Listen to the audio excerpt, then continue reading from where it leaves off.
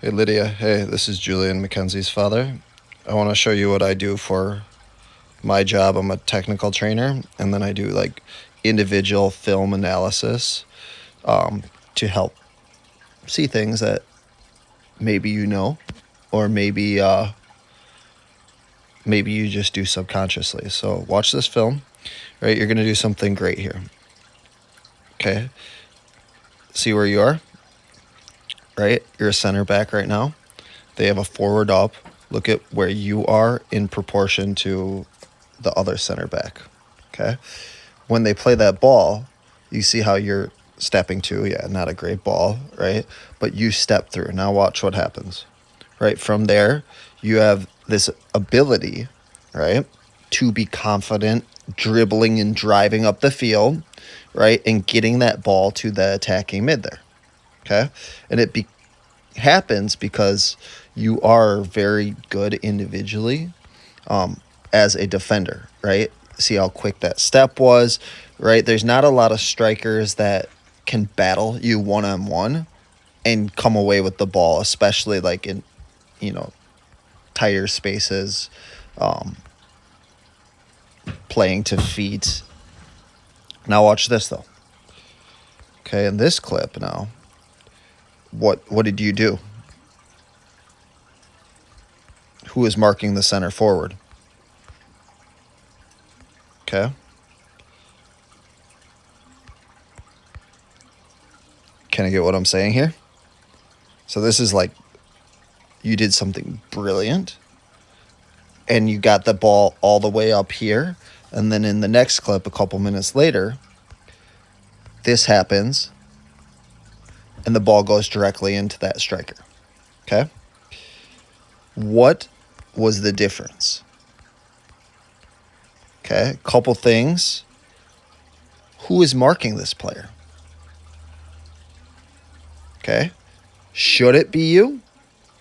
Meaning not like in this situation necessarily, like as a player, like who is most likely of these three players to come away with that ball, steal it, right, and then start the attack of your players, like as a player on this team. Okay. Who, if they did steal it, would be most effective driving the space and connecting passes based on your skill and ability level, right? Like, I'm sure other people can do it on the team. Would they do it as well and utilize the talents, right? And then what does it take to be able to avoid this? You see, you move forward, then drop back. So, right here, this is when the action happens. The transition was right here. You lost the ball. Your team lost the ball. Boom. Okay. At this point, you 3 and 4, right, need to be communicating to be able to understand the potential problem at hand. And the potential problem right now is this direct lane into their attacker. Okay? Now, wouldn't it be nice if you could have communicated with this player and say, hey, cut this lane off? But realistically, do you think that she knew that this player was behind? This happens quick. It's a transition, right? And we know she didn't know because if you watch her head, this player, she's on offense right now. She doesn't know what, is behind her. Right? But now on transition, did you see her scan? I'll show you one more time. Did you see her scan at all behind her?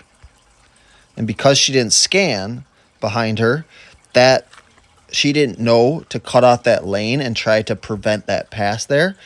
And she ran into the ball, and now that lane is open. Okay? Which one of you 3 are going to be stealing the ball from her? And did you communicate that? And then if you watch your mouth, or if the sound was there, you might have to just take, my word probabilities of things. Sorry. Do you think that you three in the back communicated? I'll show you a couple times. Do you think that you guys looked at each other, communicated, pointed, verbally? She did. The forward did. Watch her hand signal. You see her hand signal? She communicated. Right? See it? But did you three, 1, 2, 3, communicate? Okay?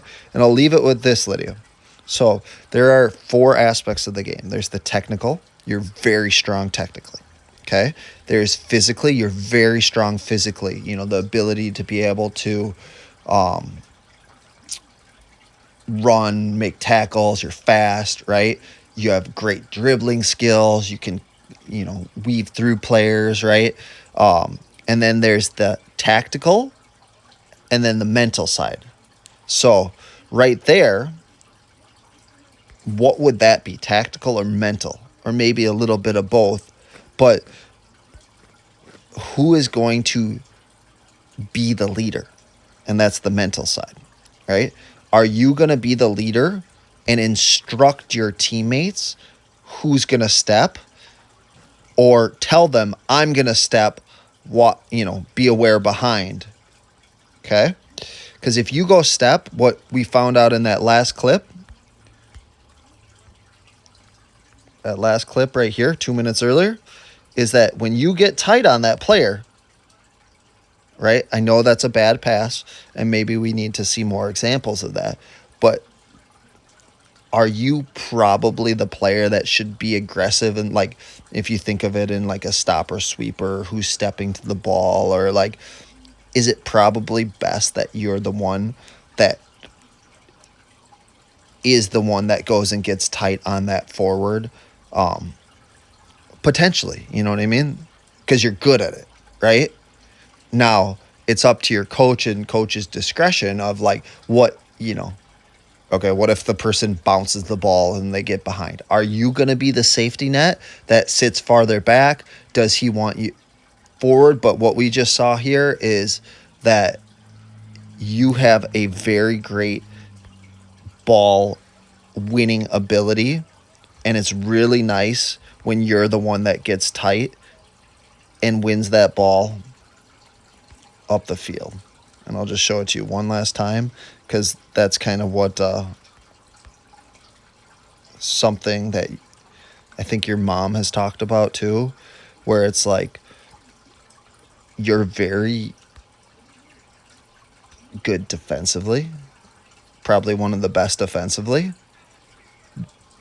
but you're also good offensively.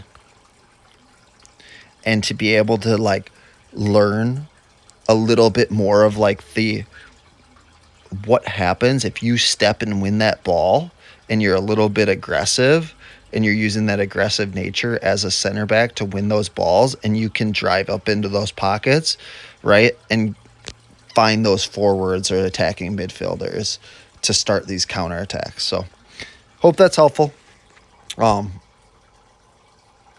Yeah, feel free to ask me questions or give me